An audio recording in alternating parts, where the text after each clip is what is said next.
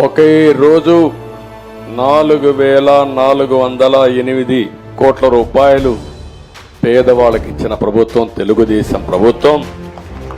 దీన్ని లెక్కేసుకుంటే సంవత్సరానికి 33,100 కోట్ల రూపాయలు పేదవాళ్లకు ఒక్క పింఛన్లోనే ఇస్తున్నాం. పింఛన కార్యక్రమంలో 33,100 కోట్ల రూపాయలు మీకు ఇవ్వబోతున్న పింఛన్ల ప్రకారం 5 ఏళ్లు లెక్కేసుకుంటే 5 × 33,000 1,65,000 కోట్లు. 100 కూడా వేసుకుంటే 1,65,500 కోట్ల రూపాయలు 5 సంవత్సరాల్లో ఒక పింఛన్ల ద్వారా ఈ పేదవాళ్ళకు అందించే ప్రభుత్వం తెలుగుదేశం పార్టీ అని చెప్పి కూడా, ఎన్డీఏ ప్రభుత్వం అని చెప్పి కూడా నేను మీకు తెలియజేస్తున్నా.